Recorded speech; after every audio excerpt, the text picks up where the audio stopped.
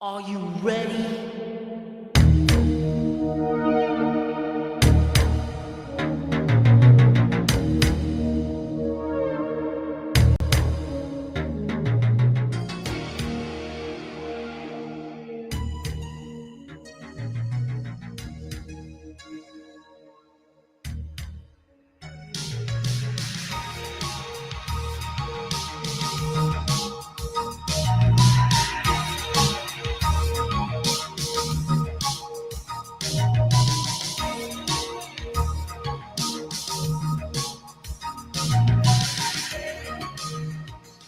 Take 3 Wrestling Podcast. It is Thursday, May the 29th, 2025. We are back in the saddle again for another night of exciting wrestling talk while both of us are rooting on the Edmonton Oilers.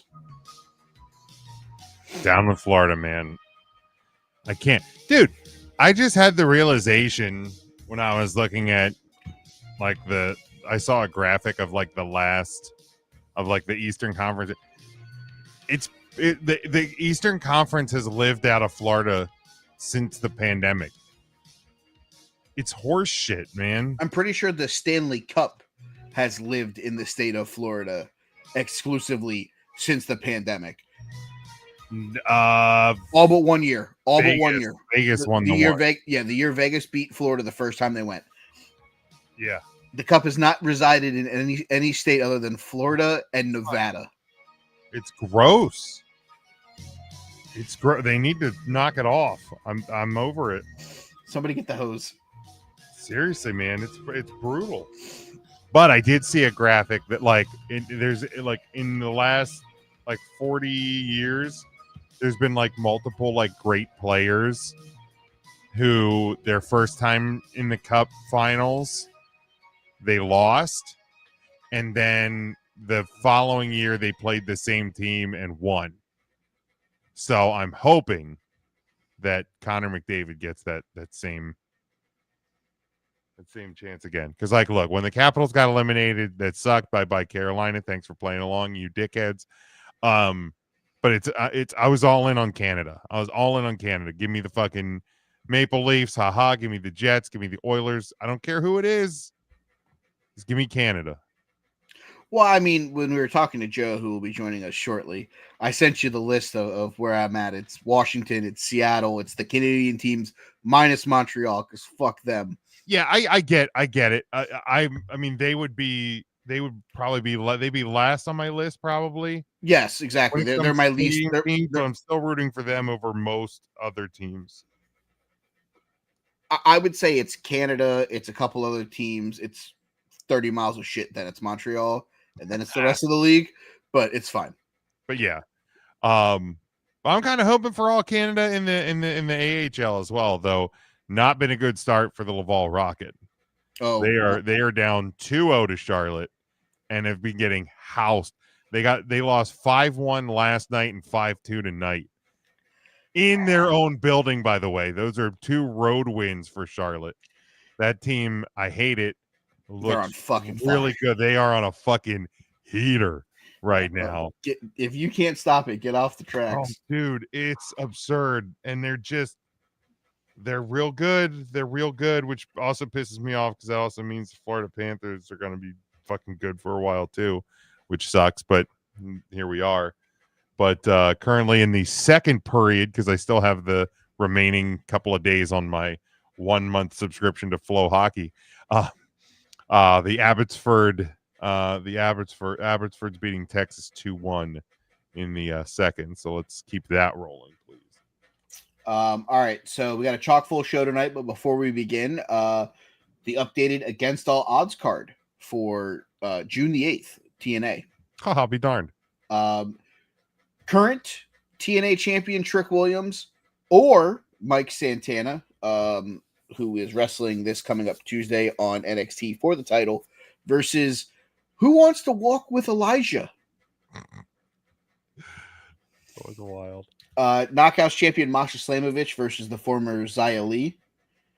Yes, please, everybody. Tag title match, the Nemeths versus the Rascals. Okay. And Joe Hendry versus Frankie Kazarian, first 4 matches announced for that show. Okay. All right. That could be pretty fun. That is from Tempe. That is next Friday. We might do a preview of that. Well, next weekend really could be a full preview show because we have Worlds Collide and Money in the Bank next weekend. Jesus, I forgot about those. Yeah, if you want to hear us talk about, good God, what the rest of the year looks like for the W. Well, before Joe pops in, so we went over the remaining calendar year for the WWE. You ready for this? Yep. All right. So now, granted, you so far in the year we've had the Royal Rumble, we've had Takeover or not Takeover, the show. We've the Royal Rumble and Elimination Chamber. Then we had the NXT Stan and I Can't Feel My Liver. And I Can't Feel My Liver. Vengeance Day for NXT in February. WrestleMania night 1 and 2. Backlash. Right? So that's 6 WWE shows right there. Now remember, we have weekly programming in the WWE: Raw, SmackDown, NXT, Evolve, Speed, Main Event, and LFG, Legends and Future Greats. Because there's a new season of that returning in June. Don't worry, I didn't watch any of the first season. And neither did I. Well, I don't have A&E on YouTube TV, so that's why I didn't watch it. Because I actually think that would kind of be a fun show to watch. But yeah, so that's 1, 2, 3, 4, 5, 6, 7 weekly programs from the WWE. All right, so here I have the list in front of me. I'll rip it off all the way through. So we had a Saturday night's main event on January 25th. That was Gunther versus Jey Uso. That was the main event of that. Rumble, Vengeance Day, Elimination Chamber, Stan and I Can't Feel My Liver, both nights of WrestleMania, Backlash, Saturday night's main event, Battleground. Okay, so it's 11. That's 11 so far. The rest of the way, because I have them here. 1, 2, 3, 4, 5, 6, 7, 8, 9, 10, 11, 12, 13, 14 more events this year. Confirmed events, because there's a couple. So I do have a couple here that are unconfirmed, but usually happen. All right. But I'm saying you don't have any other Saturday night main events announced after July 12th. Well, I have that included in my list. Okay. So here's my list: Worlds Collide and Money in the Bank next weekend. Yep. Night of Champions, Saudi Arabia at the end of June. Saturday night's main event, July 12th in Atlanta. You missed one. What did I miss? Well, I don't know if you're going to get there, but it's an NXT show. And I must admit, the Great American Bash is July 12th during the day, going up against Y'all In. Jesus, are you serious? Yep. Holy hell, yeah, I missed that one. Great American Bash, Saturday night's main event, and the next day is Evolution Day 2. They're making it a whole weekend. I have Evolution. I didn't have the Great American. They're making it a whole weekend in Atlanta. Oh my God, why?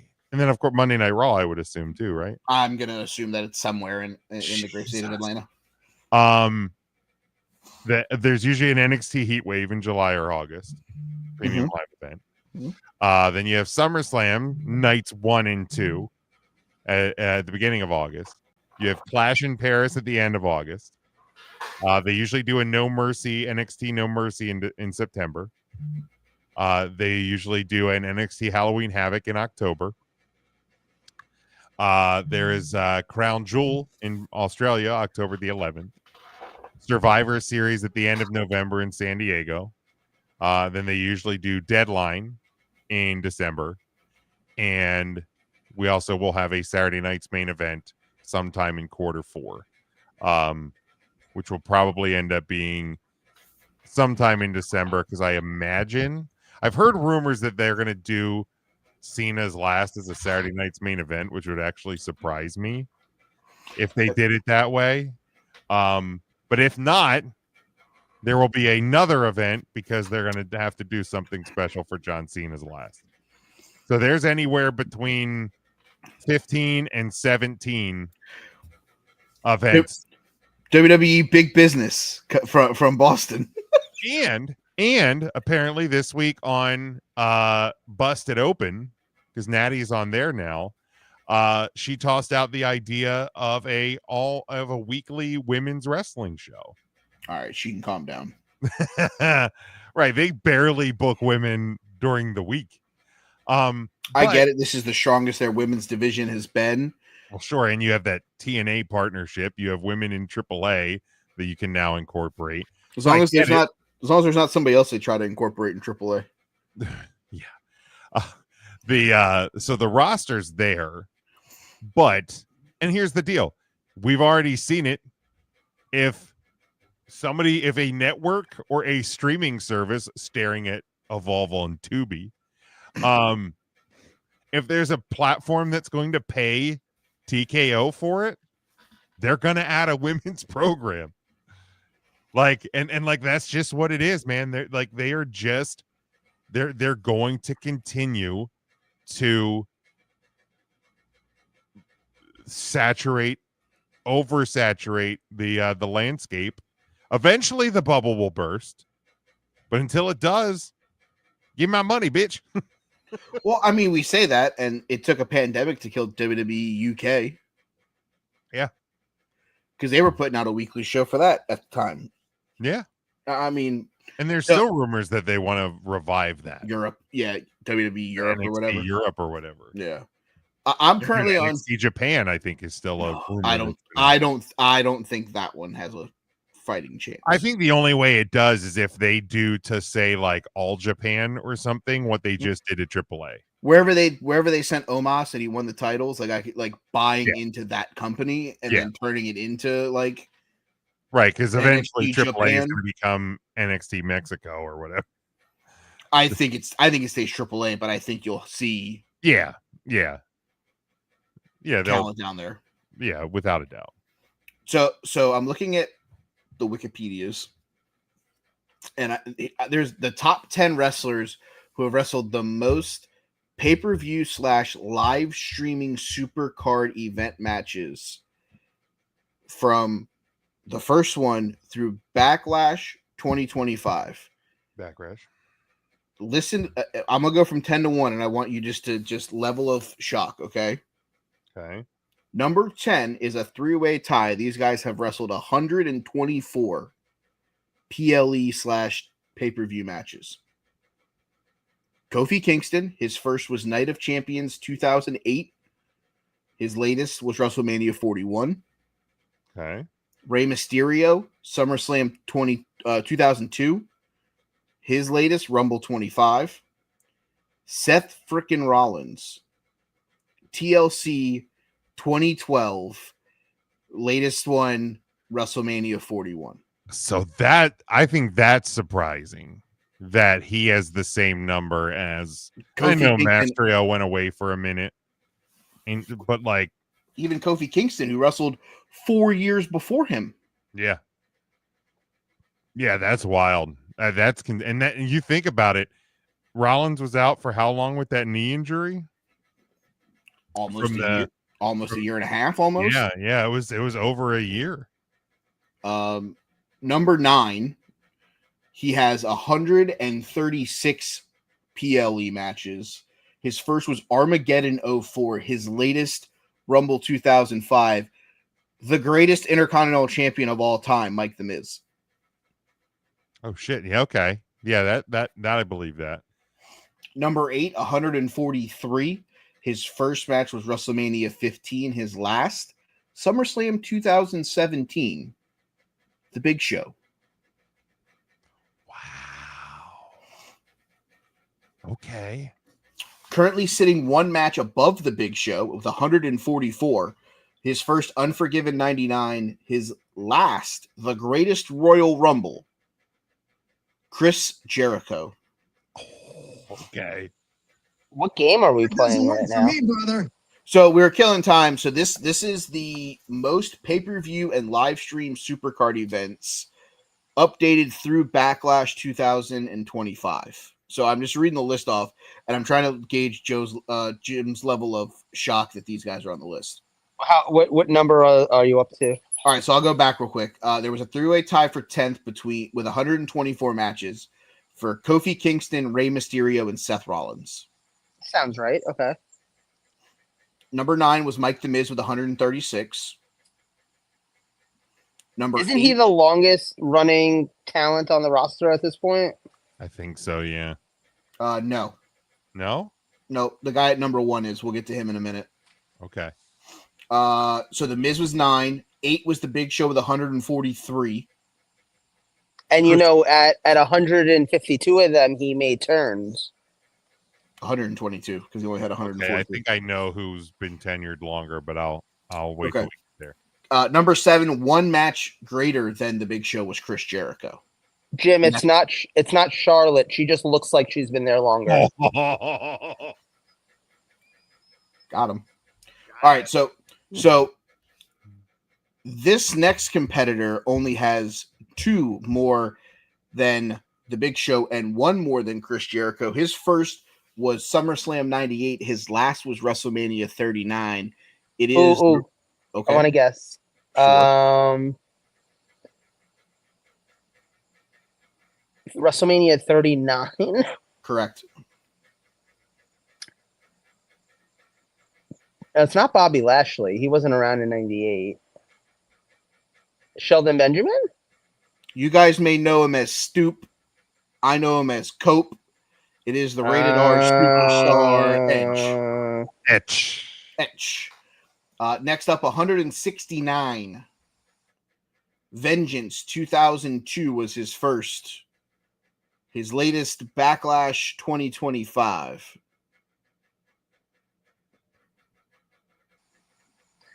Vengeance 2002 Correct.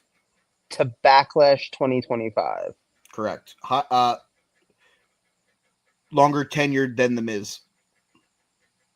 Randy Orton. It's incorrect. R-Truth. Also incorrect. We were looking for the greatest of all time, the 17-time world heavyweight champion, the last real champion, John Cena. Yep. Okay. In fourth with 173 matches. His first was SummerSlam 95. His last was Super Showdown in 2019. SummerSlam 95. Is that Triple H? It is. Okay. Number 3 has 1 more match than Triple H. He has 174. His first was Survivor Series 1990. His last was WrestleMania 36. Undertaker. Got it. That's awesome. Number 2 has 2 more matches than The Undertaker. 176 total. His first, SummerSlam 95.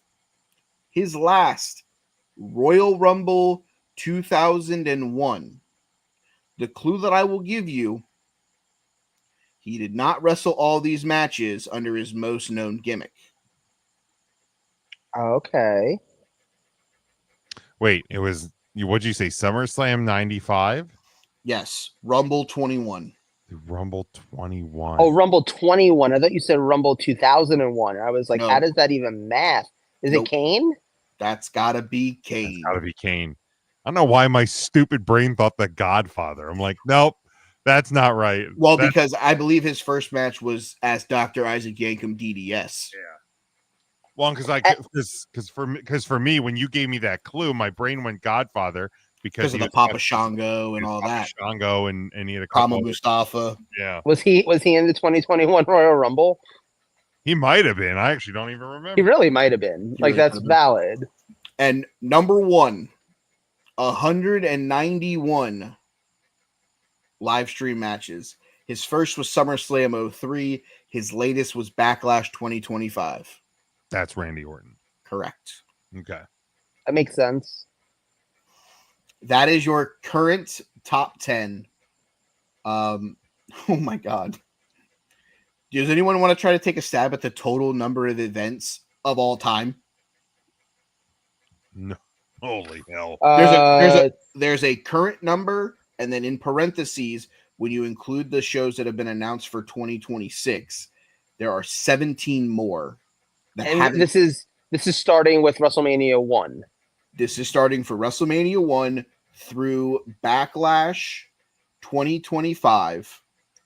There's a number, and then there's 17 more that have been confirmed, including the end of this year and all of 2026 that's already been confirmed.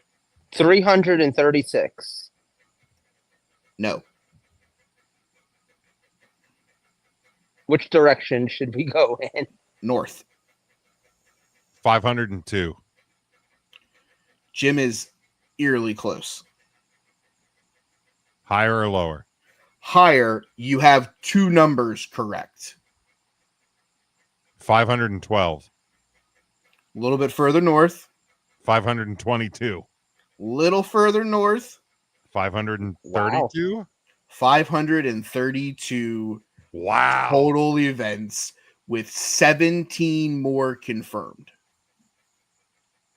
I'm pretty proud of myself. That's fucking wild. Dude, if I would have hit that number straight on, I would have just left the show tonight. I'm like, I cannot get any better than what I just did. In my defense, I went with a lower number because I felt like the last 25 years were just 10 years. That's fair. I was just like, 12 times 10. That's 120. How many can it be? So, Joe, what you missed at the beginning was we were talking about how saturated WWE is kind of making things with 17 more events confirmed before August of next year. And what did we count? Like 14 of them that are going to take place prior to the end of 25. See, Yeah. the only thing about it that doesn't bother me, the only reason why I'm fine with them having as many shows as they have, and like, not throwing in your Saturday night's main events, and just at any time you're doing a non-Raw or SmackDown or NXT show, the reason it doesn't bother me is the Triple H style of booking, where you're basically getting 5 matches on these shows, because there's enough of a roster where you can keep things pretty fresh every single month when you're only doing 5 programs on each big event. Well, there's already 5 matches confirmed for Worlds Collide. I feel like the NXT cards NXT's a little different. bigger. Yeah. They've been like 6, 7, 8 match I'm cards. pretty sure Battleground was only 6. But that's still bigger than that's the Shawn Michaels approach. Like the Triple H approach is 5 matches and we're good. Yeah, Battleground. Unless it's like WrestleMania. Battleground had 6, correct? Battleground had 6. Now Stand and Deliver, which again, you mean it's That's their WrestleMania. with the pre-show match was 7. So I mean, they're usually in that 6 to 8 range. That usually on the lesser side. Every so often they'll tick in a other one, but yeah, like the WWE, like the weekly or weekly, monthly, practically weekly at this point. Every other week. Monthly shows are usually around that 5 match. And if you remember when Triple H was the only one, when he was only running NXT, those takeovers were 5 matches. Like this is his style. So there is 4 matches already confirmed for Money in the Bank. But 2 there's ladder matches. Yep. If we're being honest, though, if we go by the model of the Royal Rumble and the Elimination Chamber, this might be the only 4 matches. I mean, the show's in like a week anyway. Yeah, it's next Saturday. I think you get something with the SmackDown tag titles because of what happened at the end of SmackDown last week with the Wyatt 6. Yeah, it's fair. So then, add a 5th. That's what I'm saying. I don't think it's going to be anything huge. Like Nah. your 2 champions are in a tag match, the 2 ladder matches, and then Lyra versus Becky in a last chance match for the women's Intercontinental title. Yeah, Vengeance Day was a 6 match card. So The it feels World's- like 6 and 4. It feels like it's become the number. The Worlds Collide card looks fucking fantastic, and it's going to look even better when El Hijo del Vikingo walks in with the AAA title and it's not Alberto Del Rio. Oh, praise be. Because it's Legado del Fantasma versus El Hijo del Dr. Wagner Jr., Pagano, and Psycho Clown. Chad Gable versus Vikingo, probably for the AAA title. Ethan Page defending the NXT North American title in a fatal 4-way versus Javon Evans, Laredo Kid, and Ray Phoenix. Stephanie Vacor and Lola Vice versus Chick, Tormenta and Dolly's, and then the LWO of Dragon Lee, Cruz del Toro, and Joaquin Wild versus Octocon Jr., Aerostar, and Mr. Iguana. Nice. So even dating back into last year, I'm all the way back into last July, like the last year's Money in the Bank. Mm-hmm. Almost consistently, there's the occasional outlier where like a WWE show will have a sixth match, and that was a fucking Saudi show. Mm-hmm. WWE shows have been 4 or 5 matches. NXT cards have been 5 or 6. So it's right around that, Yeah. that kind of magic number. The only time you're ever going to see more Mania and Summerfest. Mm-hmm. Yeah. Well, like, and eventually when they decide to make the Royal Rumble 2 nights and Money in the Bank 2 nights. Nope. Sadly, I don't know that they'll do it to Money in the Bank, but sadly, I think Rumble will become a 2 I think you have a better shot at it at Money in the Bank than you do the Royal Rumble. Ooh, I don't. I think you have both because of the fact that they have the 2 big matches. I don't think they'll go there with Elimination Chamber. I don't think there's enough of a market for that. But I think you can do it with Rumble, and I think you can do it with Money in the Bank easily. I think, I mean, I could certainly see it getting to both. I think the Rumble will be the first. There is only one way that I actually think that they do it. You got to put them in different places. Oh, man, see, I don't know. They love to, I mean, look what they're doing in fucking Atlanta in July. They love doing these like weekend takeover things. Mm-hmm. Mm-hmm. But that's the thing. You're doing an NXT show.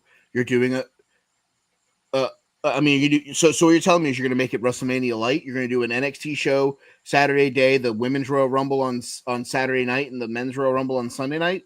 What are they doing for SummerSlam? Like, what's the schedule for that? I mean, they haven't announced an NXT show, but they always do a heat wave in July or August. But that's what I'm saying. I think that's going to be a standalone show from the Performance Center. Last year for SummerSlam, they didn't do a show that weekend. It was just the Summerfest. Heat Wave was July 7th. The Summerfest was Saturday from Cleveland, August 3rd. And then they did Bash in Berlin 3 weeks later. Yeah, but this is the first year of the 2-night, WrestleMania Light SummerSlam. You're going to find out that you're going to start burning people's pockets where they're not going to be able to keep affording to go to all of your shows if you're going to keep doing 2-night events. You've made WrestleMania a 2-night event. You've made Summerfest a 2-night event. Leave it the fuck alone. Oh, yeah. And that's been my point for the longest time is eventually the bubble's going to burst. I'm going to use Joe's argument. Triple H style of booking is there's only been 4 matches. If 2 of them are Money in the Bank and 2 of them are the Royal Rumble, now you got to find fucking matches to put on both of those nights to make those shows actually worth watching. Yes. No, for sure. Don't worry. You can't because you don't give yourself enough time when you have a Saturday night's main event and then Money in the Bank a week and a half later. But you don't think right now, if they had planned it out differently, if they had done it as 2 nights this year, you don't think they could have filled out 2 nights worth of 4 matches each night? Not that's going to make me have to sit down and watch those shows or make me want to go spend money to buy a ticket. No, because you're putting the U.S. champion probably in the match. You're going to give me Dominic Mysterio versus Finn Balor. Rush through that you just started that with the Roxanne Perez thing. You're gonna. Oh look, we're gonna put Liv Morgan and Raquel Rodriguez defending the tag titles that nobody gives a fuck about against someone. I don't think there's anything that they could do right now. I mean, your bigger stars are involved in matches. If you were going to tell me that it's going to be Cody Rhodes versus Logan Paul and John Cena versus Jey Uso or something, champion versus champion one night and Cody versus Logan, okay, so you have 2 matches for each night. You could throw shit at the wall and see if it sticks. I mean, if you were going to tell me 6 months ago that they did this, I would have put Drew McIntyre versus Damian Priest in the cage on one of the nights. I would have gotten rid of Saturday night's main event altogether. Well, yeah, and if they get to the point, and probably if/when, because also too, and I think that the critical thing and the one thing we touched on in 3CT tonight is that WWE, well, TKO doesn't actually care if every seat is sold or if every match is great. No. Because they already got their money for that weekend run. And they got a lot of money for that weekend run. They're making deals to change the weekend runs because Vegas is going to give more money than New Orleans for 2026. So like, and that's, again, that may accelerate when the bubble bursts, because eventually, you know, if you aren't putting asses every 18 inches or the matches aren't good, but like the wild thing is there's so much talent on the roster where if you get to after Survivor Series, so you have 6-7 weeks to get to the Royal Rumble. Yeah, you're gonna have a Saturday night's main event in there, but like, let's be honest. Look at this past weekend with Saturday night's main event. You knew R-Truth wasn't winning. You have 2 matches in between, and like you were pretty much sure that Jey Uso was gonna win. You sprinkle some Cody dust on there, and you call it a night. Like, that's a fun. So like a Saturday night's main event in December can be the same thing. 4 matches, you know who's going to win, and it's a cool thing. Let's drag out Jesse Ventura and Jimmy Hart and throw them in the front row. Like that's what Saturday night's gonna be. And then you have so much talent on the roster that, you know, you get a Bronson Reed coming back from injury that, guess what, now we have a 6-man tag match at the Royal Rumble. Like, I think the Royal Rumble's in play. I absolutely do not think Money in the Bank's in play to be a 2-night event. I tell you one thing, we're gonna have a preview coming up in about 2 months, because I'm pretty sure there's a Saturday night's main event scheduled about 2 weeks before 2-night SummerSlam. July 12th. Like July 12th. It's 3 weeks. It's close enough where it's going to affect those 2 cards. So whether it's being used to build them, or you're getting matches that are not going to then be on the SummerSlam card. Like, so it's going to affect it. From now until SummerSlam, there is Money in the Bank, Night of Champions, Saturday night's main event. There's 3 events, and we are 7-8 weeks from SummerSlam, and there's 3 shows before we get to SummerSlam. Well, so like here, like one of the rumors that's going around, I'm sure you guys have heard, because everybody's heard, right? There's a rumor that the next Saturday night's main event is going to feature Goldberg's last match, probably against Gunther, because it's in Atlanta. Yeah. In a world where Goldberg's about to have his last match, it's kind of crazy that might be on Saturday night's main event and not on SummerSlam in MetLife 3 weeks later. Like, that's crazy. I mean, I don't think it really can be, because you've told me that Gunther is the number 1 contender for the title against Jey Uso. Yeah, but that's going to be a Raw match in the next 2 weeks. Sadly, it could be. I wouldn't. Because what are you doing with Jey Uso then leading into Summerfest? Oh, no. I agree that it shouldn't be. I'm just saying that it feels like it's going to be. Hold on, I want to look at something now that we said that. I mean, I was saying to Mike, like, I have seen rumors, and I hope it doesn't end up being, but I've seen rumors that WWE is considering December's Saturday night main event to be the John Cena finale. I've heard the same thing out of Boston, right? Yeah.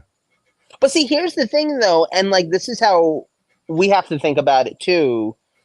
Saturday night's main event might actually be the biggest audience that WWE has access to, because yes, all of the PLEs are streaming on Peacock, and Saturday night's main event is streaming on Peacock. But Saturday night's main event is also free for anyone who has access to NBC. Like, you don't even have to have cable.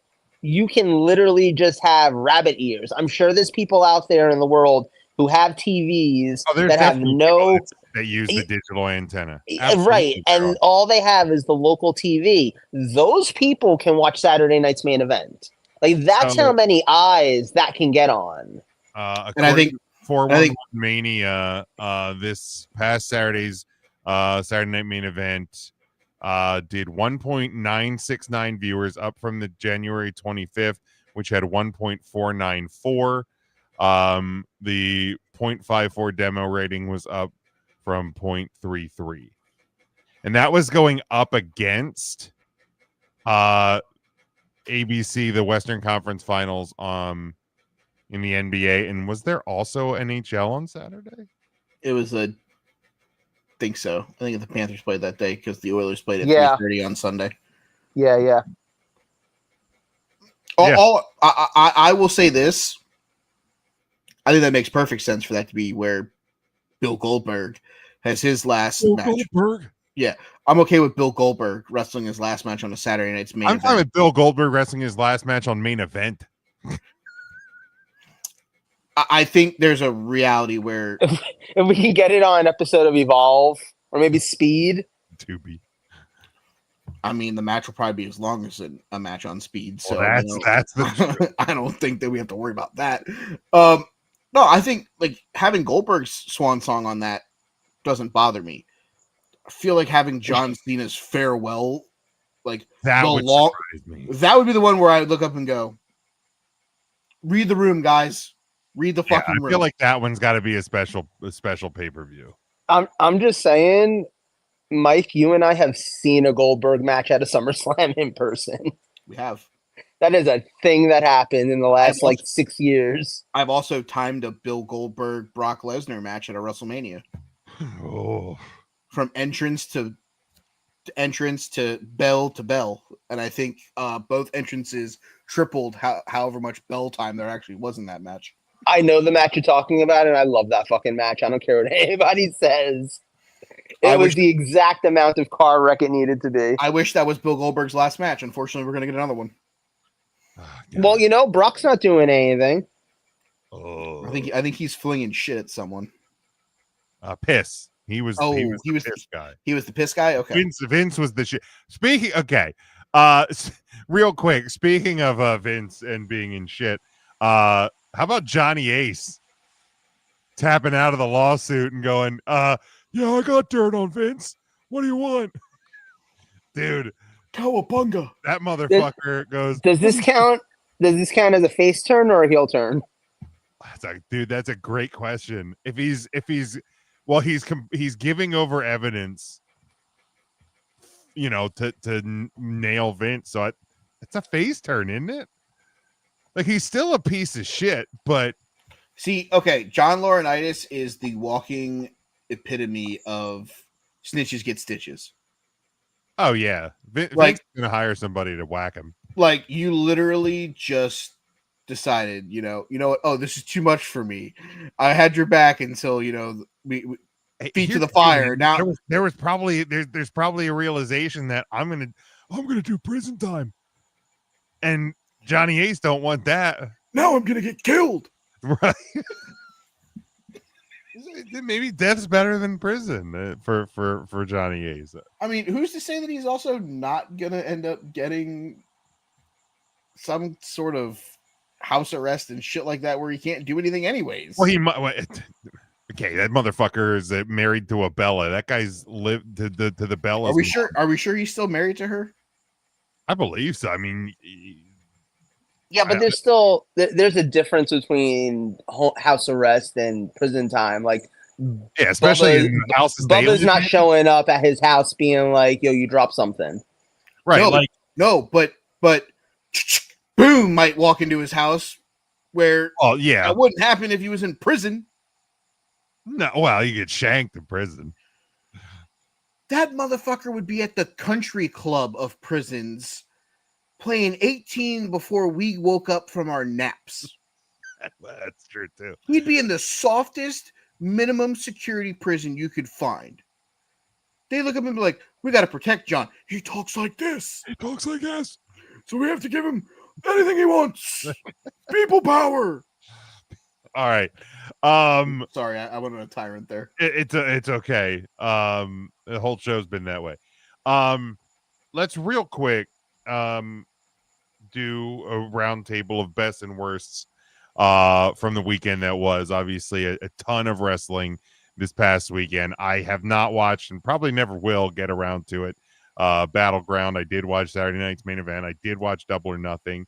Go watch the Soul versus Kalani match from Okay, I've heard Battleground. that's real good. It's the first match on the show, so literally all you gotta do is watch Super the easy. intro, play it.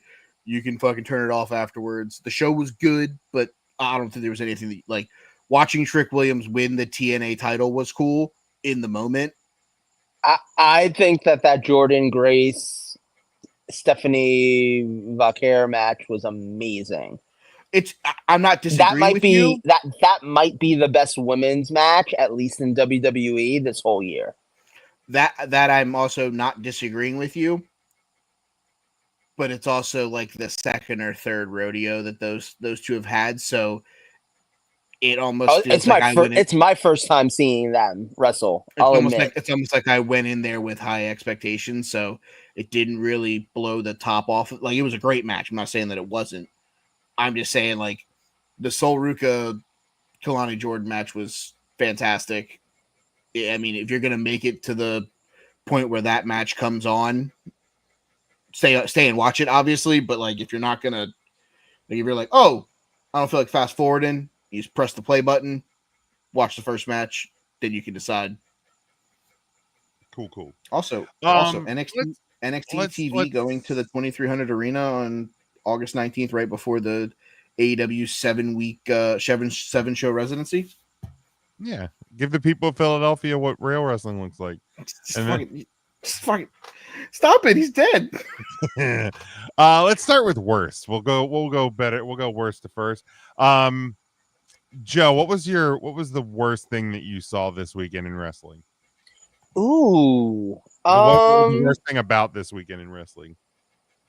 What was the worst thing about wrestling this past weekend? Let's see. That's a hard one, because I gotta say, so I did not watch any AEW. I did not watch what pay-per-view, Double or Nothing. Double or Nothing.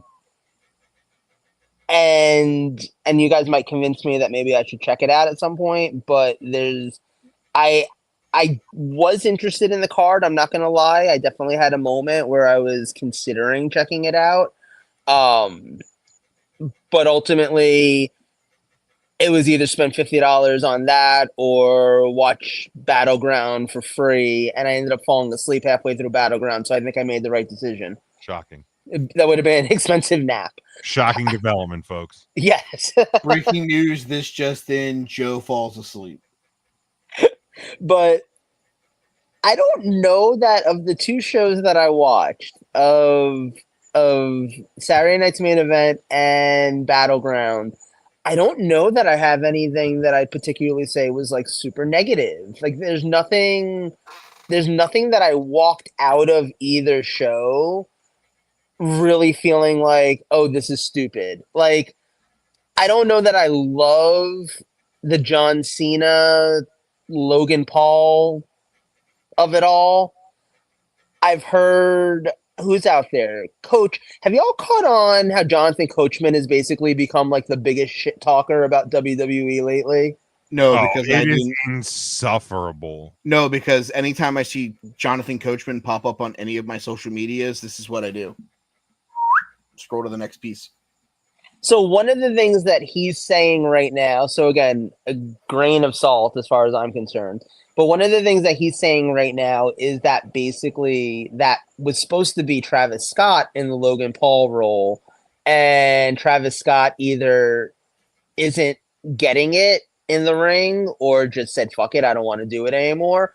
But basically Travis Scott screwed them over, and they pivoted to include Logan Paul because, hey, it still fits the motif of the idea of the match. But Logan Paul will actually perform and has his own feud going on, yada, yada, yada. I feel like we live in a bizarro world where they're using Logan Paul to get heel heat on heel John Cena, and it's weird. Like that, I get it. everyone hates Logan Paul. You don't have to work hard to get people to hate Logan Paul. So if you associate with him, it's easier to get someone to hate you as well. And John Cena is actually getting positive reactions from the crowds a lot of places. So you're trying to get the negative reaction by putting them together. I get that. And I'm not mad at the tag match being on Money in the Bank. I think it's a fine use for the champions. It's whatever.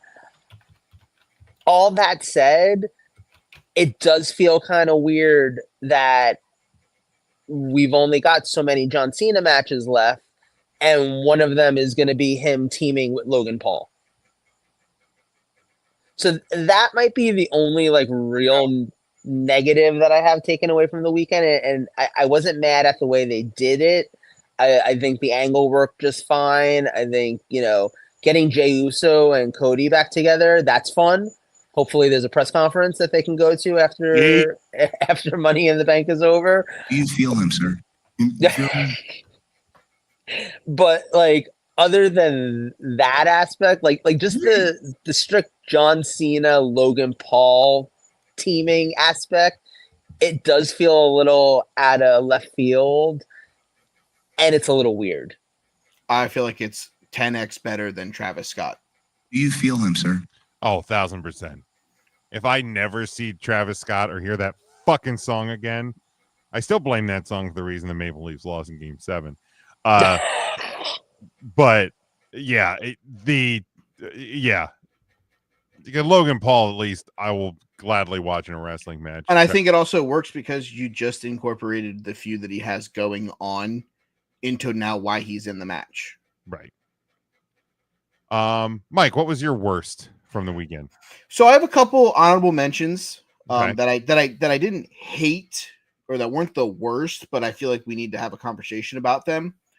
Number one, Let the Bodies Hit the Floor for the 4th, 5th, and 6th time that the song played through. I loved it the first 3 times, and then I was eventually like, all right, New Jack, calm the fuck down. No, I was all in. Well, first off, because it ended that stupid Young Bucks music, but I was all in on that one. No pun intended. I loved the song before. I loved all of it. I'm so excited, and I just can't hide it. Into Body, like it was perfect. I loved every part of it. I just got to the point where I was like, we've let the bodies hit the floor, though. Like, why is this a New Jack from ECW match? Fuck? I loved it. I loved every second of it. So that was. I love that it stopped when they threw the guy through the speaker. Like, yes, the big swing into the speaker, perfect. Like the I've given AEW so much shit for bad production points. Everything about that was perfect. My number 2 honorable mention. Fuck you, WWE. It's Saturday night's main event. Bring back Big Blue. Yeah, that one was a bummer. And then my worst of the week, we'll go back to Saturday night's main event. Zelina Vega versus Chelsea Green. Ooh. Good Christ almighty. Bad day at the office for both of them. Yeah. Ending with Chelsea getting her nose broken. Yeah. I didn't hate that match. Was it a matter of the fact that like Chelsea is 6'8" and Zelina's 4'2"? I don't know.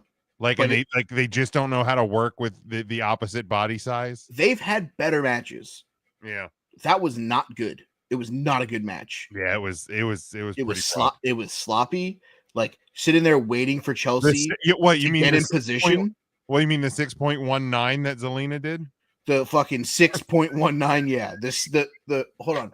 What's that? The 309.5. Oh my goodness. Oh yeah. And look, I'm not a pro wrestler. I because I've seen a lot of people like, try and say that like we can't critique a match. Like, look, I'm not a football player, but I know when I see bad football. I'm not a hockey player, but I know when I see bad hockey. I'm not a chef, but I know when a burger's not cooked. I've watched wrestling for 35 years. I know what a bad match looks like. It does not mean that Zelina and Chelsea are bad wrestlers. In fact, they are very good wrestlers. I know they are very good wrestlers. I've watched them for years. That was a bad match. They've had such good matches that you can tell that this one was bad because of the good matches that they've had. Yeah. That's not even with them as the same dance partner. I'm saying outside dance partners, but they've had better matches with each other. Yeah. Yeah. It was they were off. They were off somewhere. It was a bad day. It was a bad day. The timing was off. It just never felt like it really was out of first gear, and it just clunked through. And then it ends with Chelsea getting her nose broke. Yeah, it was a rough day, rough one. For me, a couple of just quick burn through them, honorable mentions. Wrestling fans, tribalism. I mean, it's kind of goes without saying, but as we saw and are going to see more instances of WWE and AEW shows running against each other, I don't even care how you feel about them. Don't yuck on people's yum. Everything else sucks enough in 2025. If somebody wants to watch AEW over WWE or vice versa, who gives a fucking shit? Just let them watch their wrestling. FTR versus Nigel and Danny Garcia, probably the worst match on the card for me. Too much circle jerking around Tony Schiavone. The whole thing was clunky as hell. And similar to my first one, first honorable mention, WWE booking shows on AEW pay-per-view days. Look, I understand you're running 37 shows in 22 weeks, but just can you not book it at the same time as an AEW show? Staring at you all in NXT, apparently. No. I didn't even know that was a thing. Fuck, man, You don't think they're doing that on purpose? No, they're absolutely doing it on purpose. We know that they are. We're saying... I'm just saying don't do it, because here's the deal. When there's an NXT show and it's the only wrestling on, I will watch it. But if me and the boys decide we're going to get together and watch the AEW pay-per-view like we did on Sunday, I'm officially never watching WWE Battleground. Yep.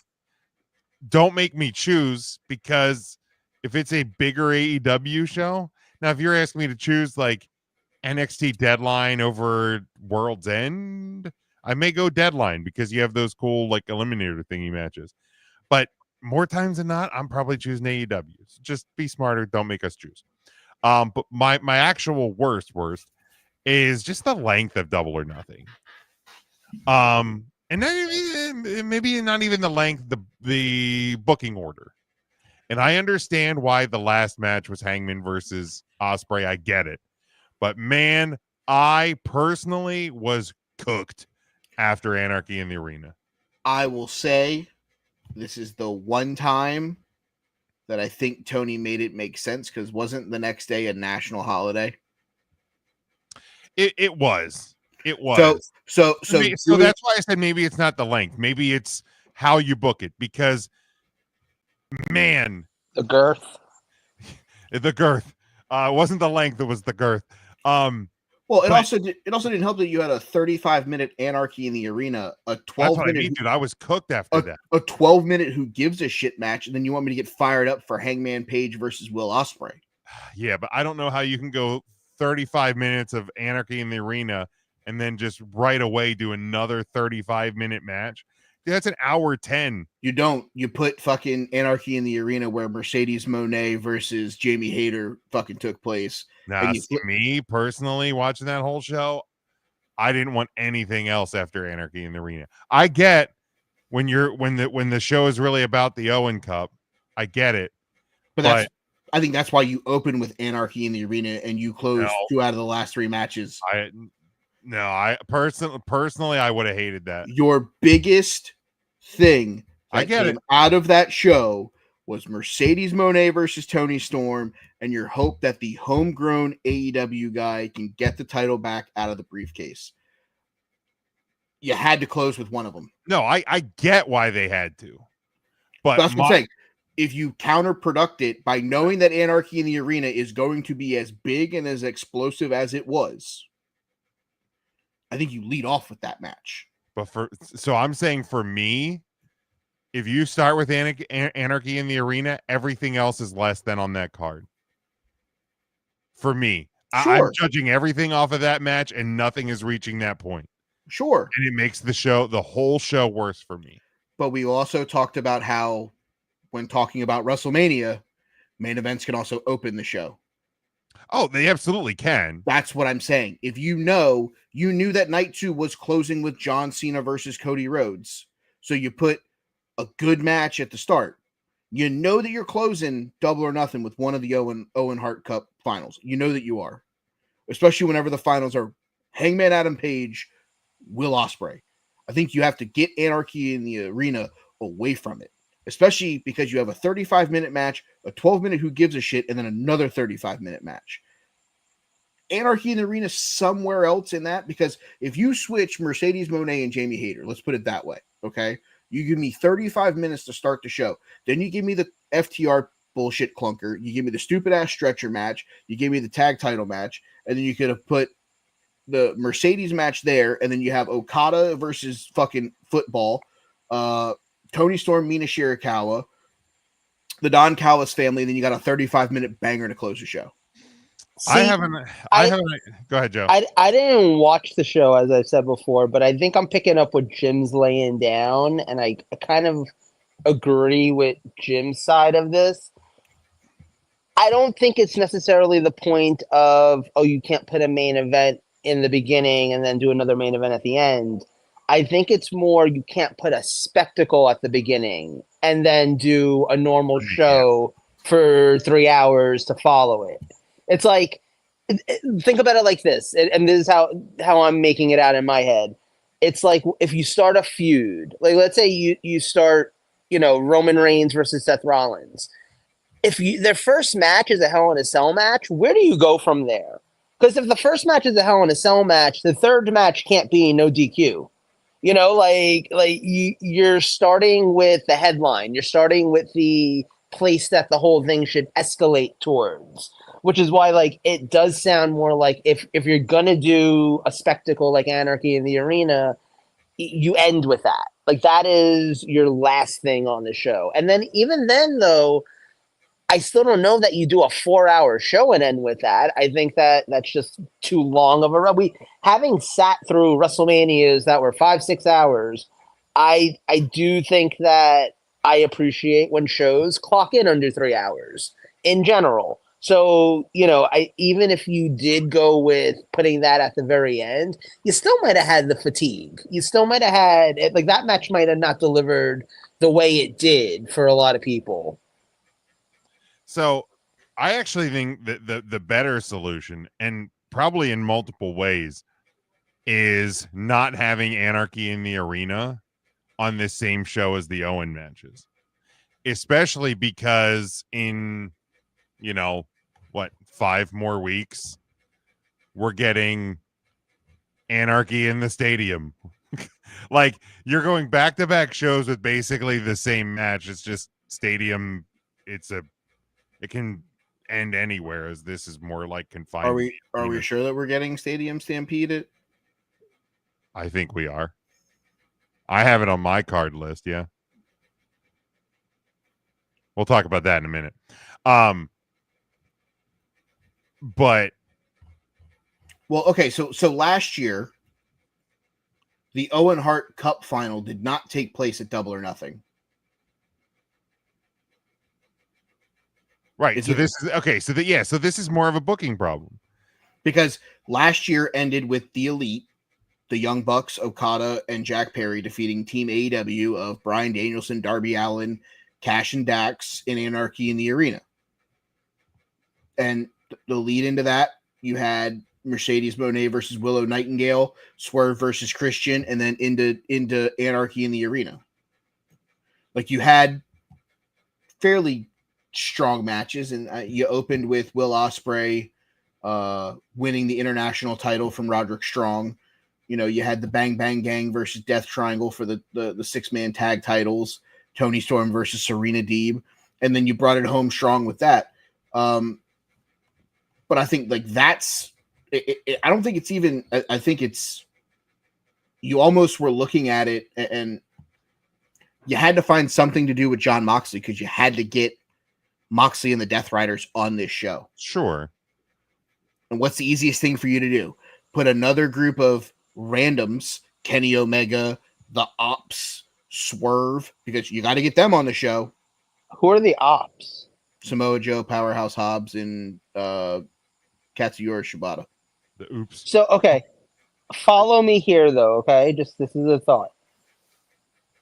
If they had done this match at a different show, or if they had done this match at this show and not done the Owen Hart final stuff at this show also, Mhm. imagine this match, take out Powerhouse Hobbs and Shibata. I love Shibata. Take them out and put in Will Ospreay and Hangman Page. Pass.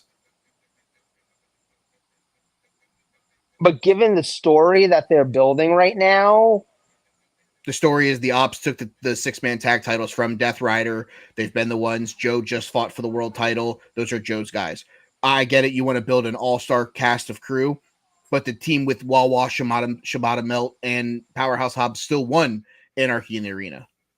You tell me that you're going to add them to the AEW side? Like, you're telling me that the Death Riders stand no chance at that point. I mean, that's just the way I look at it. I mean, I would have put Ospreay and Page in something else because you've just decided that you're going to try to do what you're talking about right now, post leading into Hangman Page fighting John Moxley at Y'all In, when Ospreay came out and tried to get Swerve Strickland and Hangman Page on the same page, basically telling Swerve, hey, you thought you could beat John Moxley, you couldn't. I thought I could, I couldn't. Our last hope is this guy right here. Let's have his back. And Swerve said never. Like, what would it have brought? Oh, are Swerve and Hangman going to turn on each other and that's how someone's going to lose this match? I think then that becomes more convoluted in an already convoluted match. I think what it was perfect. I think if you have the if you put the Owen Cup finals on the 4 hours of Fyter Fest Dynamite that you're going to do on next Wednesday, slam dunk. I'm all in. I think that makes more sense than putting it as the closing match of this, and you close with Anarchy. I agree. I agree that Get them apart. Separate them. And if you tell me that we're starting with Mercedes Moné versus Jamie Hayter for the women's whatever on the first 4 hours of Fyter Fest, and you're closing with Hangman Page versus Will Ospreay, sign me up. Awesome. All right, let's go a little bit quicker, less discussion maybe on the best. But Mike, what was the best from you for the weekend? Cowboy shit. Nice. Good call. Joe, what was your best from the weekend? I've already talked about that women's title match from NXT that I really liked. I'll also put out there, I think the best thing out of Saturday night's main event was the steel cage match. Really good. I thought Damian Priest is finally in a place where even I am like, wow, this guy's a star. And it's taken me a very long time to get there. And Drew's fantastic. Drew's always fantastic at this point. That match was fantastic. Like I took your advice, Jim, from the end of last year. I've had a little note in my phone going of, every time I see a match that I really like, it's like, oh, put this on there, sort it all out later at the end of the year. But it's a good, oh, hey, yeah, I remember I really liked that match. And this went on there without question. This and the NXT women's title match are both on there now. And I think they both will be worthy of looking back at the end of the year and maybe rewatching and being like, oh yeah, these might be real contenders. Yeah, much easier to remember matches that way. Mine, I mean, I've already speaking very highly on Anarchy in the Arena. Mine is it's kind of like a two-parter with Saturday night's main event, the Ron Cena cosplay. Goddamn, we don't deserve our truth. We just don't. We just really don't. But the whole visual presentation of Saturday night's main event, every one of these, this one continued. The long, blank, narrow aisleway, the minimal staging, the minimal pyro, the red, white, and blue ropes, the throwback logo on the turnbuckles, the throwback referee outfits, the music, Jesse Ventura, Testator over at the Mean Gene stage, like just all of it, man. It's I love it so much. The fact that we don't have 14 different ads in 87 different colors on the canvas. It's just, God, it's fantastic. So kudos to the WWE. Hopefully they will continue to produce it in that manner. Yeah, Saturday Night's Main Event is fun when they do it like that. It's fun. Did you see that they're doing Frosted Yeets? For real? I saw they had it somewhere. I don't remember where, but I saw that they had it. Shop.wwe.com. Jey Uso Okay. WWE Frosted Yeets 2-pack cereal box. Yeet. Oh man, you shouldn't have told me that. Sorry. Oh, there's only 5 left. So if you're gonna think about it, think quick. No, I'm probably not going to buy them because I probably am going to buy the 4 letters, 1 word, yeet shirt. Yeah, that's good. That's good. Yeet. I got Budio's box. That was literally just a box that you had to assemble yourself after the show. Oh, really? Yeah. I do like the white Money in the Bank shirt that they did for this. It's pretty cool. Not gonna lie. Okay. Yeah. Do we want to do the booking of Y'all In? Or do we want to do the Joe's Mount Rushmore first? I'm okay with either. Somebody make a decision. I'm also okay with if you guys want a week to think about the Mount Rushmore and just pushing that off if you want to do All In. And Yeah, let's do that. I'm okay with that. Time to go over like the actual winners and actually think about it. Yeah. Cool. All right, Mike. All right, so we've talked about what was good and bad about Double or Nothing. Their next show takes place in, what is it, like 73 days? Let's see, days until July 12th. 43 days? Wow, I was way off. Way off. I added an extra month in there. All right. That's how many days till SummerSlam. Ah, there it is. Randomly enough is going to take place at 2 p.m. Central, 3 p.m. Eastern. Basically, still going to go up against NXT's Great American Bash. It is from Globe Life Park, the home of the Texas Rangers. It is All In 2025, or as we're going to so elegantly call it, Y'all In. Globe Life Field is a retractable dome, right? Correct. Okay. It'll be I was close. going to say a fucking 2 p.m. It'll be close. Dallas. Well, honestly, so story time. The ballpark in Arlington was actually still in great condition. They had to build a new stadium because in the summer they couldn't start a game before 8:05 Central Time because of the heat advisories in the state of Texas. So good thinking, well planned. They were like, let's build a new one with a roof so that we don't die of a heat stroke. So far, 2 matches have been announced. They were the winners of the Owen Hart Cup. It is Adam Hangman Page versus Jon Moxley. Tony Storm versus Mercedes Moné for the titles. Those 2 matches are entrenched in our cards already. I'm going to use the same model as last year. 9 matches on the main show, 3 on the buy-in, 12 matches total. We're going to bring our own cards here, and then maybe in 2 weeks after all the previews, we might come back to it and build a super card once we have some time to look at what each other bring to the building.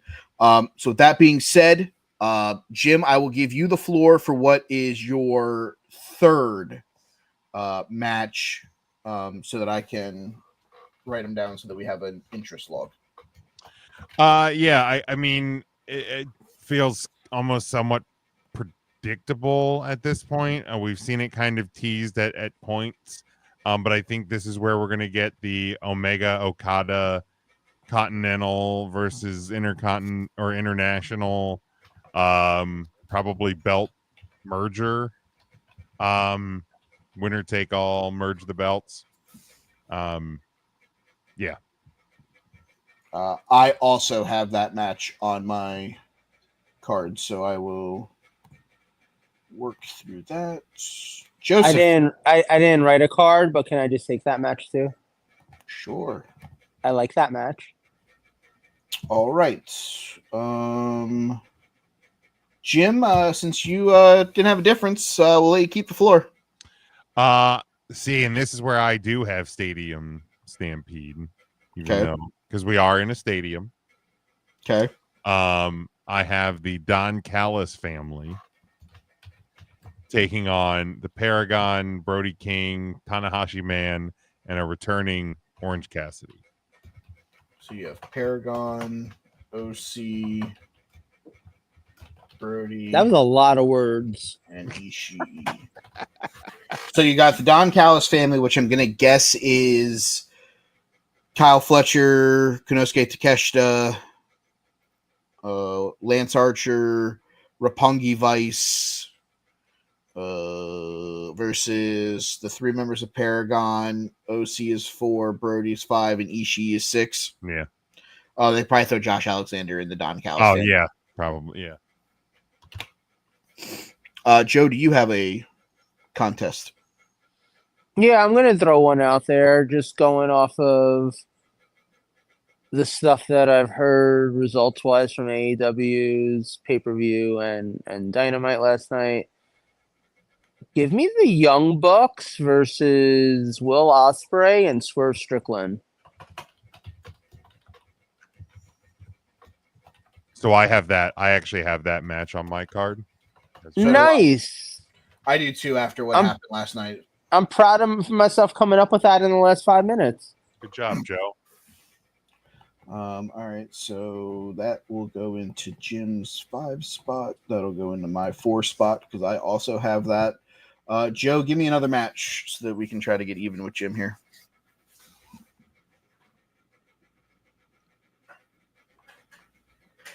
Joseph? All right, well, while we wait for Joe, I'll give mine. You hear I'm me? going to go. Now I can. Okay, wait. All right. Give me the 6-man tag titles. So the ops of Samoa Joe, Powerhouse Hobbs, and Wawa Shibata belt. Unless they lose them between now and then.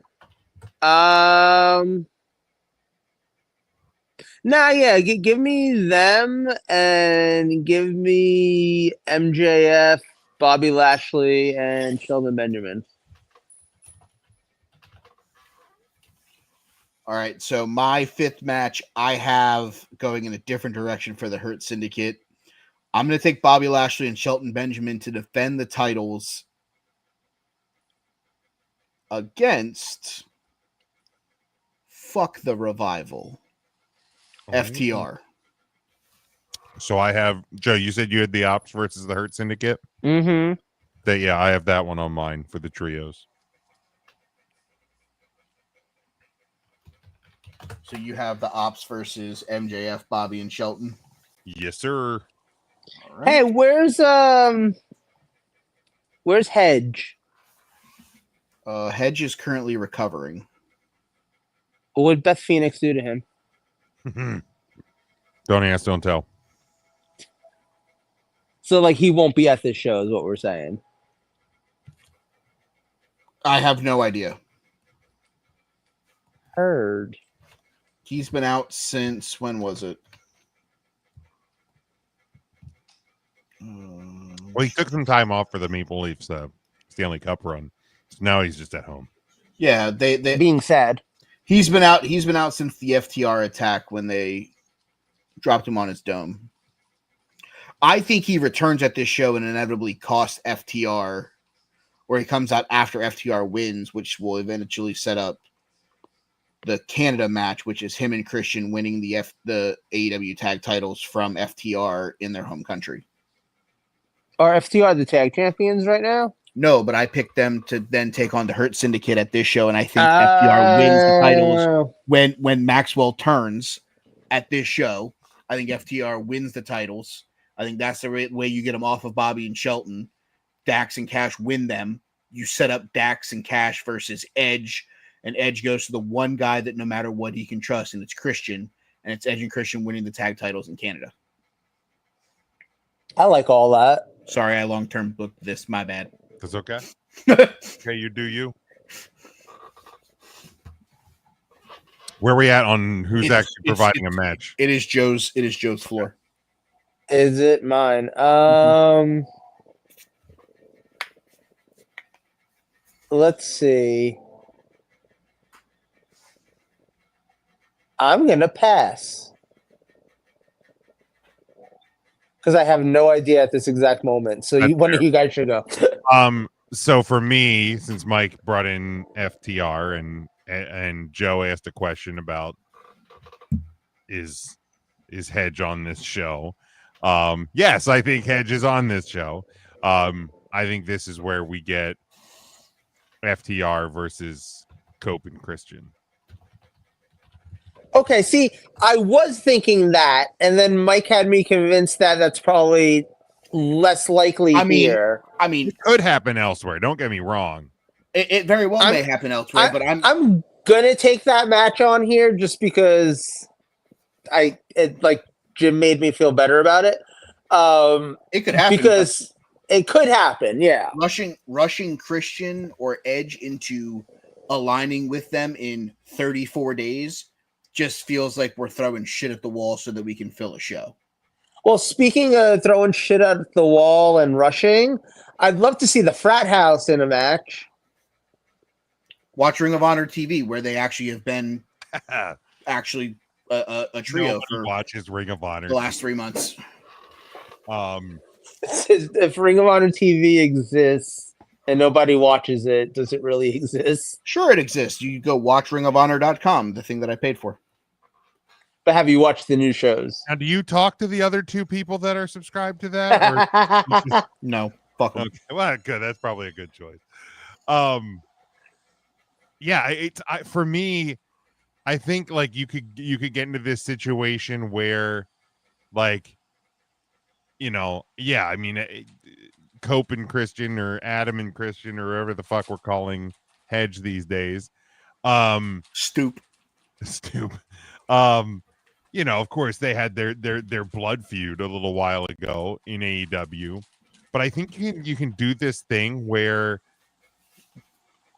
when, you know, say Cope comes back and he's talking about how it hurt that his FTR brothers, these guys trained me to come back to wrestling, and you know, now they turn their back on me, blah blah blah blah blah, and they, you know, they can come out and kind of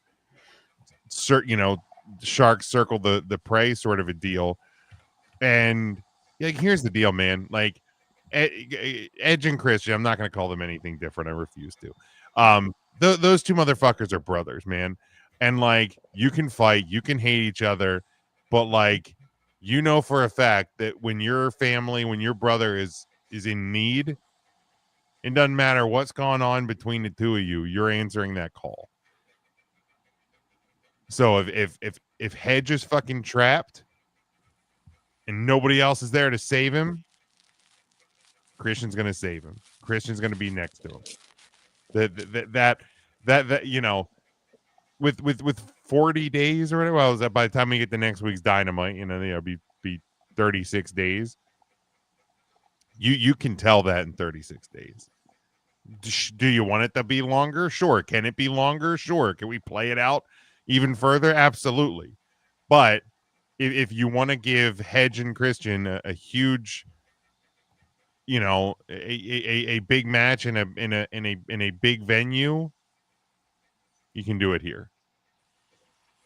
I don't disagree. My next match,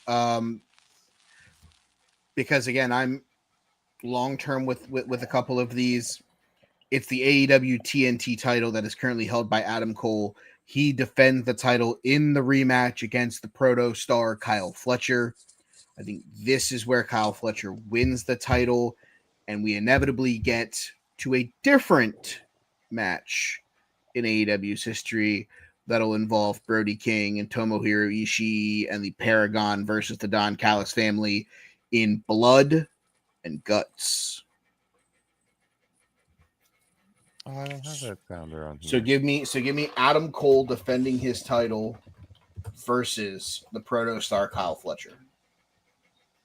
I like that. Joe, do you have anything?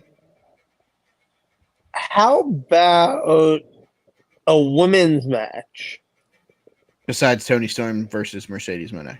Yeah, how about a triple threat match with Willow Nightingale, Chris Statlander, and whatever that dude's name is in Death Riders? Marina Shafir. That guy.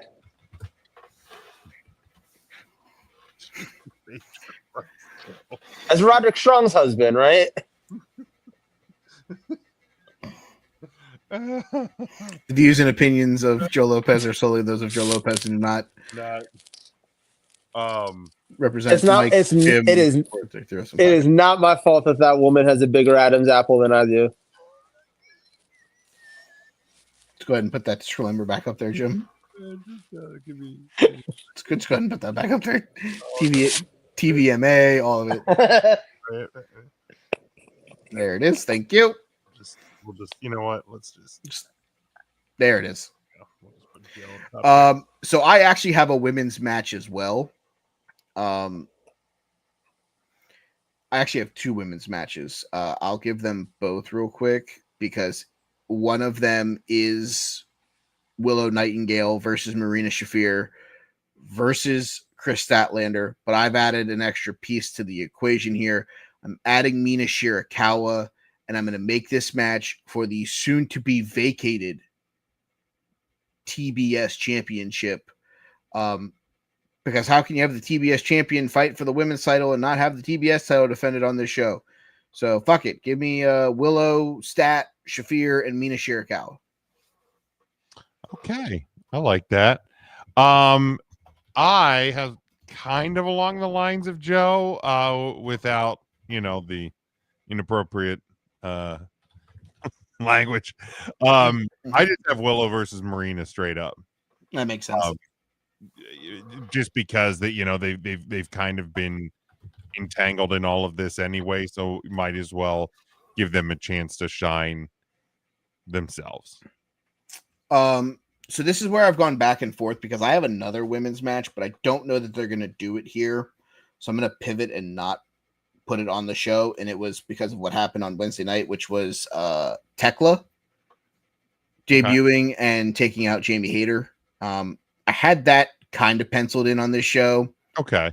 I'm not going to do it. I think they're going to hold. I don't know if they're going to do it before or they're going to hold off. So I don't know what they're doing with that. So we'll put that one on the back burner for right now because I do think there are some other matches that I think we need to get on this show. And it's more Death Rider oriented here. This is where I have the ops of Wawa, Shibata Melt, Hobbs, and Samoa Joe. I have them defending the trios titles against Gabe Kidd, Claudio Castagnoli, and Wheeler Yuta of the Death Riders. Her. Okay. Yeah, I like that. Yeah, that's not bad. Joe, you are the only one of us that does not have 8 matches yet, so you have another sporting contest. Okay, and this will probably be my last one because I don't know any others. I'm gonna hit you with a WrestleMania 36 style match. The Andre the Giant Memorial Battle Royal? No, maybe it was 37. Which one was the one in the Performance Center? It was 36. I don't fucking know. It's going to be 15 minutes worth of Darby Allin versus Mount Everest. It's just a short film of Darby Allin's attempts to get up the mountain. And it all ends with him doing his dive thing out of the rafters onto John Moxley at the end of the night.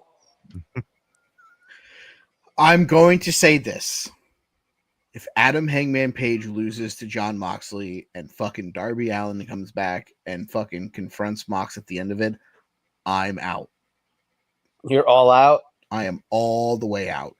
Because you're going to tell me that fucking John Moxley can beat Swerve, can beat Will Ospreay, can beat Adam Hangman Page, but loses to 104-pound soaking wet with a brick in his pocket.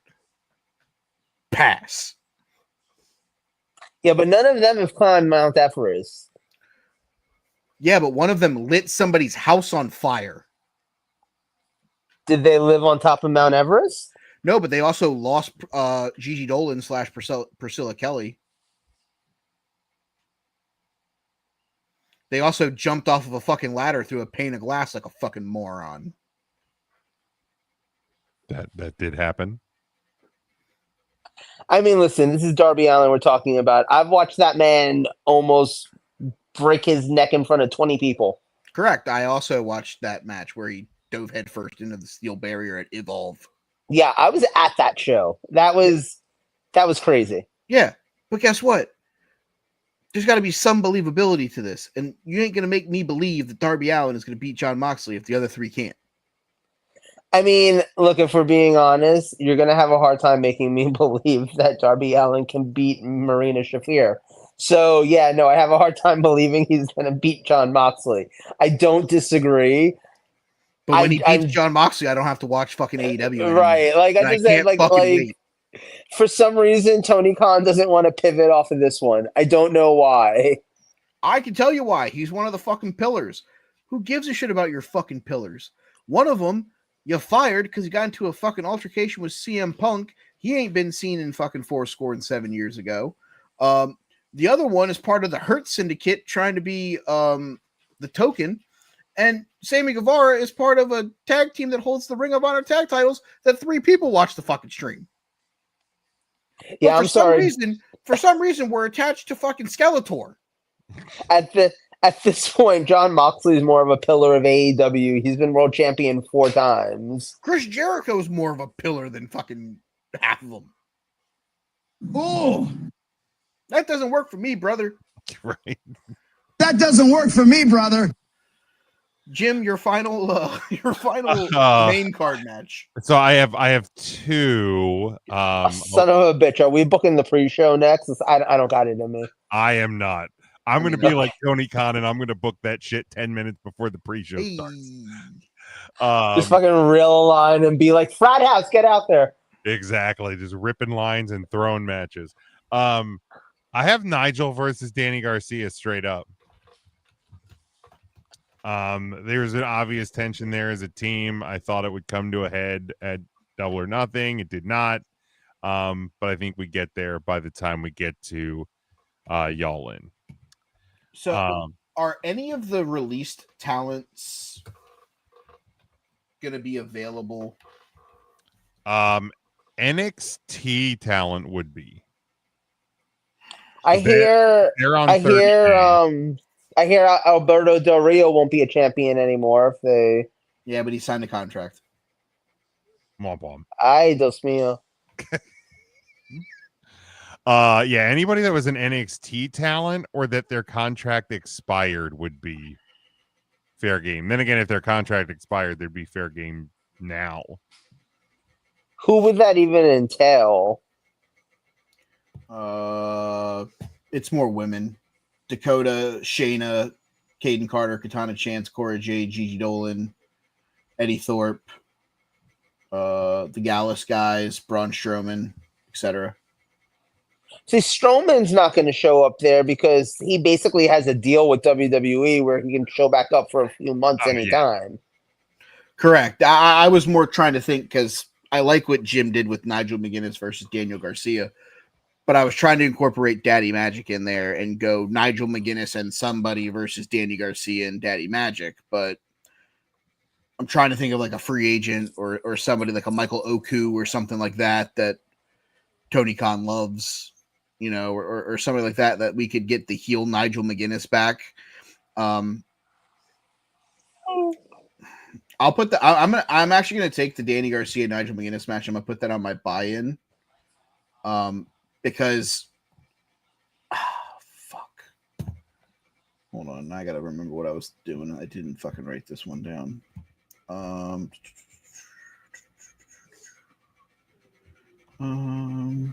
Did I get all the titles up?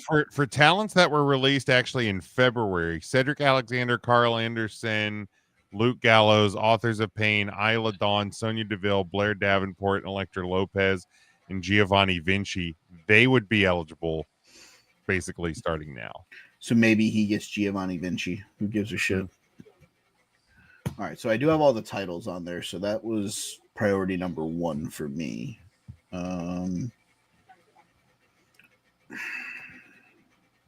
You know what? I'm actually going to change a match while we're here.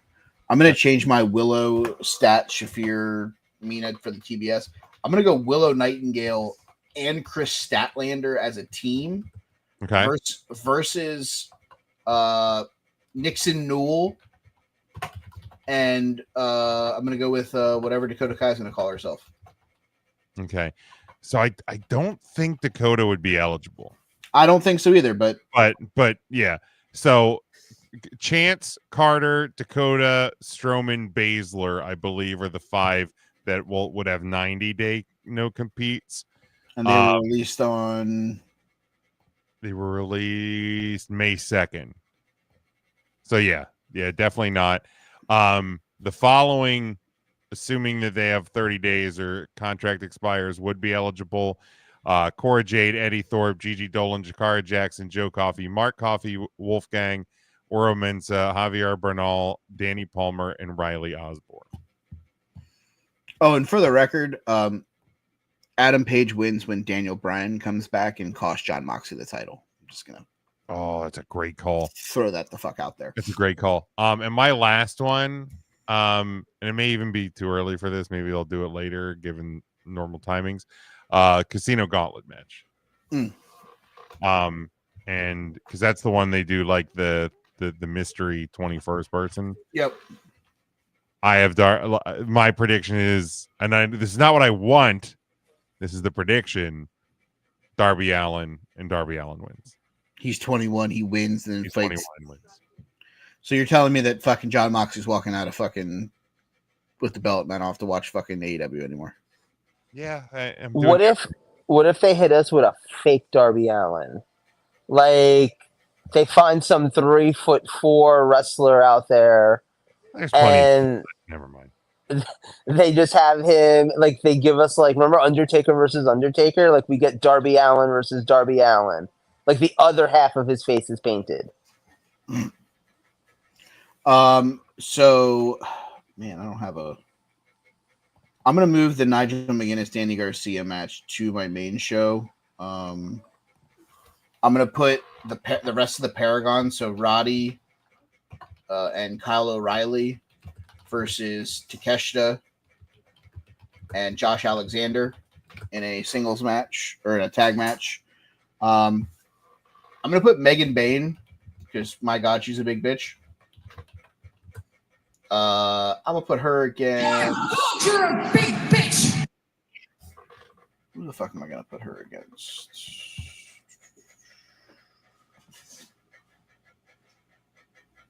I'll put her against Jamie Hayter. Her. By the way, just as I give a little best wishes out to JR, man. Had his colon cancer surgery this week. They think it was successful, and he's on the road to recovery. But man, just another rough one for old JR. So wishing him the best. That's all I got for the preview. Or for I got nothing on the pre-show matches. I got 2 out of the 3 of them. Obviously you put a Casino Gauntlet for the men there. That could be my last one. I also think you would do something for the women too. A casino for the women. You have Sky Blue and Julia Hart. You got Anna Jay and Harley Cameron. You got some pieces. Maybe Hikaru Shida's getting ready to come back from her passport stuff. Her visa. So maybe that's another route that you could go. I don't know. But yeah, the way I've thought about All In here, I hate to use the name as a pun, but it's got to be All In. Like this has to be the show that you come out of it and you go, you're either all the way in or you're all the way out, because you've told me about these Death Riders for X amount of time, and you've built this Adam Hangman Page story from, the ground and him not being able to win matches and his career kind of being at a retro and at a train stop. Like this is the one where I think he has to win for it to be taken serious. But we'll see how that goes. Real quick, fantasy wrestling update. Blowing people out. Season 2, just blowing people out, boys. I currently lead the way with 92 points. Tim from 3CT has 57. Jim has 47. Joe has 38, which I took some big swings this week. They didn't pan out. Joe has 38, which is about 100 points less than he had last time, and he's actually made roster moves. Yeah. Hey, I tried. That's my mistake. I made some idea. I had some ideas. I thought things were going to happen that didn't. Joe, that wasn't your mistake. The guys you drafted were actually your mistake, I think. Yeah. You drafted Ricky Sainz, he lost his title. You drafted Becky Lynch, she can't win a match. For those of you following along at home, current rosters, not including the roster moves that we made today offline. My current roster up until tomorrow: Aleister Black, Obafemi, Jey Uso, Will Ospreay, Tony Storm, Shelton Benjamin, Masha Slamovich, Bobby Lashley, Nick Nemeth, Jacob Fatu. Jim's is Sol Ruka, Hank and Tank, Jordan Grace, Mercedes Moné, Dustin Rhodes, Sammy Guevara, both of who not a great performance. Joe Hendry, not a great performance. Cash Wheeler and Logan Paul, not a great performance. I had Trick Williams on their bingo card. God damn it. Well, I picked him up, so me now. Joe has Seth Rollins, Penta, Rhea Ripley, Swerve, Adam Cole, Ricochet, Damian Priest, Becky Lynch, Ricky Saints, Braun Breaker, and Tim has Stephanie Vacour, John Cena, Angelo Dawkins, Kenny Omega, Jamie Hayter, Kyle Fletcher, Io Sky, Kazuchika Okada, Hangman Page, and Kofi Kingston to fill out his roster. And then tomorrow, the new rosters will be set as we did some ad drops offline. But that is what we got for fantasy wrestling through this week. Anything else we want to touch on before we get to wrestlers of the week? Nah, I'm good. All right. Same. Joe, start. Let me get Hangman Page. All right, so Joe's taking Hangman Page even though he didn't watch AEW. It still feels like the biggest thing that somebody did this weekend. Jim Othie. I will take the other Owen Cup winner. Give me Mercedes Moné, Mooney, however they look. It bothers, as somebody who has done commentary and done production for shows, it drives me insane that everybody in that company calls her last name differently. I don't care what it is. I don't care if it's money. I don't care if it's Monet. I don't care if it's Monet. But when you have the ring announcer and then your lead commentator talk right after each other and both of them pronounce the name wrong differently, that's a problem. Same with then you get Renee Paquette in the backstage saying it a completely different way because she's Canadian. Like that'd be like turning on ESPN and being like, and then being like, you know, fucking LeBron James, right? Or, like, you know, Lamar Jackson. Yeah. Like what? What is that? A different guy? Do the Ravens have a Spanish kicker now? Like, what the fuck is happening? Did they sign Rodrigo Blankenship? I'm so confused. Yeah, just stop it. Anyway, sorry, that was my little rant. My first pick, the new TNA champion. Give me Whoop That Trick. Whoop. Joseph? Let me get... You know what? Let me get the winner of my favorite match from Saturday night's main event. Let me get Damian Priest.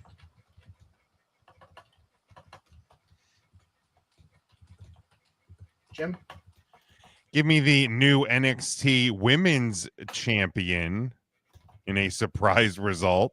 Don't be surprised to see Stephanie Vacour on Raw this coming Monday on Netflix. But JC Jane. It's a good pick. I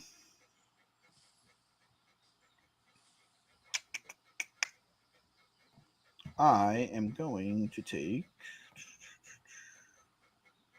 Where'd it go? No. I had it written down. I don't know where it went. I'm going to take Obafemi. The Rula retaining his title. Joe, your final selection. Oh, I didn't realize I got one more. Yeah, can I just pick everybody who won Anarchy in the Arena? Sure. Team Omega. All right, Jim, your last pick. Did anybody have Ethan Page? No. New NXT North American Champion, All Egos. Ethan Page.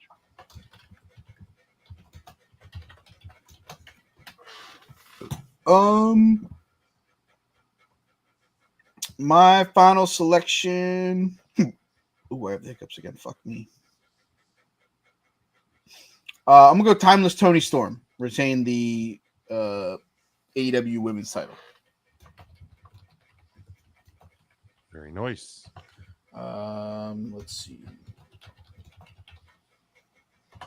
All right, so that is Wrestlers of the Week. I will send you guys the sheet here in a moment. It is time to do Wrestlers of the Month for the month of May, so we got to get those in. Otherwise, that is it for Wrestlers of the Week. Cool. Joe, you got anything to plug before you leave? Nope. Definitely gonna just Irish exit.